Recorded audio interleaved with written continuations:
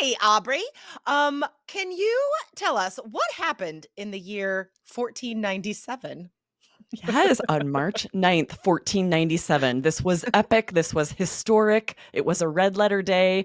Copernicus observed the moon eclipse the star Aldebaran. And so observing this led to him developing his model of planetary motion, the heliocentric model, with the sun at the center of the universe. Prior to Yes. that, Earth was the center of the universe. So this was Hmm. groundbreaking. Yeah. This was a big deal. And today it's episode 1497. So we need to make a big deal about it, right? Yeah, so in case you're wondering, why Aubrey just had a little science lesson there, because we thought it'd be cool, right? This is episode 1497. So what happened in the year 1497? And there's a very cool fact about Copernicus. And we thought, hey, students have to talk about science on IELTS, write about science on IELTS, and that's often one of the most difficult topics. Exactly, because you can definitely do this in your first language. You have all of the interesting vocabulary to maybe talk about Copernicus and his heliocentric model. But can you do it in English? If you Yes. don't practice, if you don't answer questions and learn this vocabulary, it would be difficult to talk about this or write about it in English. Exactly. So we're going to outline some answers to a couple difficult writing task 2 questions that have science in there. And then we also have some speaking answers that we're going to provide as models for some tough science questions. Exactly. So I'll read our first task 2 question here. It is: some people think governments should invest more in renewable energy sources to combat climate change. Do you agree or disagree?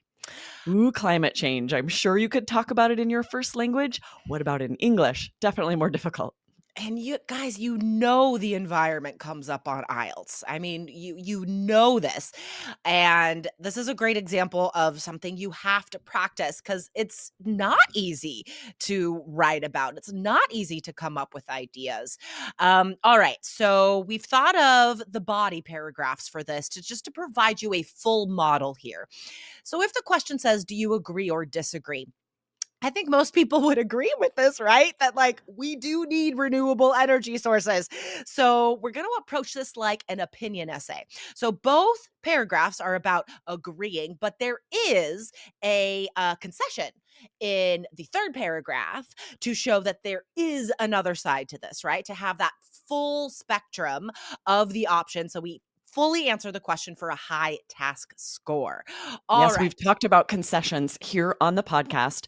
If this is unfamiliar to you, search concession on our blog, or because this is something you need to think about. If you're doing an opinion essay, you still need to cover both sides, and a concession is the best way to do that. So you'll see an example of one today. Yeah, because they're not easy to do, right? This is a very high level way of organizing your essay. All right, so I'll go ahead and read out the agree paragraph. Okay, this is paragraph Yeah. 2 of this essay. Using oil and gas, a finite resource, is undeniably a major source of air pollution and global warming. Car and factory CO2 exhaust attacks the ozone layer, allowing Earth's atmosphere to heat up, resulting in a myriad of threats to the human race. Thus, I do feel that governments must invest in renewable energies like wind and solar in order to delay the effects of climate change.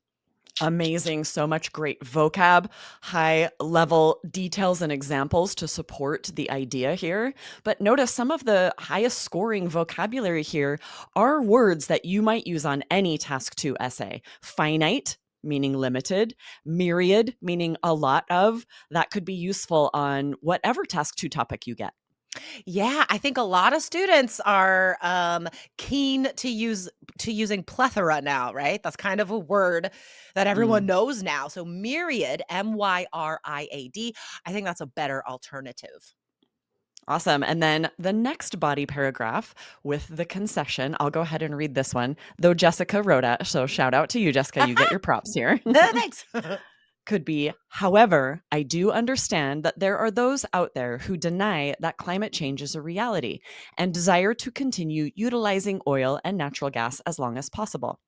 Many of those people benefit financially from this option. Hence, instead of siding with capitalism, I side with scientists. The main reason is that globally recognized scientists from around the world have hard data that proves our weather is changing. Disasters like Hurricane Katrina are more frequent, and the human population is facing imminent environmental threats. So, Ooh. this, if you look at the organization here, first you have this concession. You're conceding that not everyone would agree with you, that the other side of this argument does exist and why people might think that. And in this case, it's kind of a dig on them to I be know. like, because they're probably making money by supporting that idea.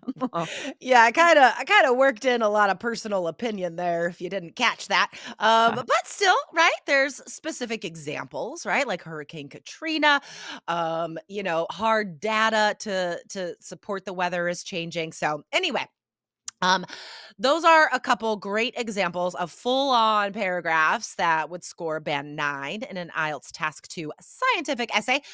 So let's try to fit in one more science question here and just sort of outline what we could have in that essay. Yeah, so another task two question might be many people believe that technological advancements have improved the quality of human life. To what extent do you agree? So here you're also talking science, but technology. What might be our paragraphs here, Jessica? So, in the agree paragraph, we could talk about how the existence of the internet has made working remotely possible, right? And then we could support that with details and examples about how it helps a better work life balance. Um, and guys, I think you could definitely come up with personal examples for this, at least if not for yourself, then of someone you know who works from home. Absolutely. And there is variety in those examples. Maybe it's less time commuting, so more time spent with family, right? Any details that would make that technology improve someone's work life balance. And Yes. then for the next paragraph, I personally would choose to write about that children are addicted to screen time. A lot of children, the children Yeah. I know, this is a fight in my own life, and that this does deteriorate family relationships, social skills in children, as well as health and fitness, how active they are. So, a lot of negative side effects of children spending more time using technology.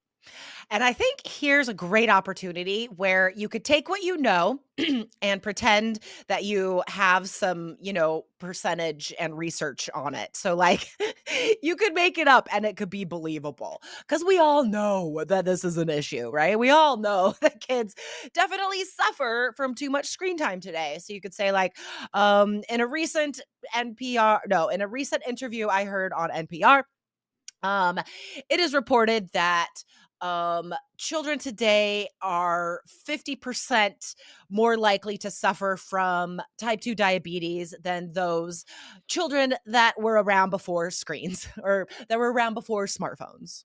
Nice. This would be pretty easy to come up with some statistic because it's more like general fact. We know that, these things are worse. So, yeah, I love that idea. It could also be about just time, right? 75% of children spend more time on screen than children 10 years ago, something like that, right? Yeah. A sort of a general statistic that is proving your point.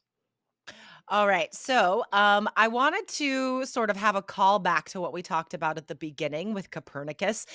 So, what that scientific fact is about is could be related to astronomy, right? Astronomy, as far as the science of the planets and the stars that we see in the sky. That is astronomy. And I think even native speakers sometimes confuse that with the word astrology. So, Aubrey, how are those two words different? Yeah, this astrology is the science of when you were born and how that relates to your personality. So, your sign, whether it's Taurus or Gemini, right? There are certain assumptions that can be drawn about all people depending on when they're born, their star sign. So, it would be interesting to get a speaking question on part one that's just, do you believe in astrology? How would you answer that, Jessica? I sometimes do. I have phases where I like to read my horoscope. These usually coincide with transitions in my life where I might feel a bit lost. And basically I'll take advice from anybody. But no, I'm not one of those tried and true believers in astrology. I don't even know all the star signs, to be honest. Nice. What a great example. I remember as a kid going into a kid, as a teenager, going into like a bookstore and finding an astrology book and then looking up the star sign of the whoever I had a crush on to like Yes. read if we were compatible. Like when I was younger, I was really into that, but I haven't read my Oh. horoscope in years. That's so funny. Oh my gosh. There's so many online quizzes and stuff like that. For sure. Guys, just as a side note, like reading about your star sign in English, even doing like personality quizzes in English, these are, even if you don't believe, guys, these are fantastic resources for vocabulary and for like adjectives and details you could use to describe people. So that is a great resource for IELTS, I still think. Yes, and of course, these questions are also going to come up on part 3. Part 2, you might have to describe new technology of Sure. something you're passionate about, and then maybe a part 3 question could be, "Why do you think children today might be better at science than their parents?" So, that might be a tricky one. You might wanna think about that so that you're ready to answer it. That is I could such a take a good stab at that one. Should I question. answer that one? Yes, okay, I'll be the examiner. Okay, just one more time. Why do you think children today might be better at science than their parents? We have a lot more resources at our disposal. I bought a science kit for my son that had not only the baking soda volcano of my youth, but crystals he was able to grow in the sunlight. And we had to boil a couple of substances together. I never had anything like that as a child. And that really sparked an interest and curiosity in science for him. And I was just able to buy that at Target. What a great answer. Oh, there are so many ways that you could answer that. I love that, you had those real examples, though, of, like, the kits and the actual experiments that you did. I remember growing crystals with James. That stuff is so Nice. fun. It is fun. Yeah, and it's interesting, a part 3 question like this, I would have a lot of difficulty if I tried to talk about society in general and what's happening in schools, but I answer the question saying we have a lot more resources available at our disposal and then dive immediately into a personal example. Yep, that's so great. So, for your own preparation, guys, I know some people are like, well, I don't have kids. I don't know how to answer this. Fair enough. How about you go onto any online shopping site? You don't have to buy anything, but just search like kids science kits or just kids science. Search in English, guys. Read about this stuff. You're going to have amazing vocabulary from there. You're going to get some great scientific ideas and details there that you can talk about. So consider these ideas from today, guys, for a little bit of extra preparation so you're ready for science questions on IELTS. Awesome. Yes, excited for you guys to practice these answers. Thanks, Jessica. This was really fun to celebrate 1497 with you. Today in 1497, I want to do a history podcast now. That'd be amazing. Okay, I'd guys. listen. I'd listen to it, Jessica. Thank you for joining us today, and see you next time. Awesome. See you next time.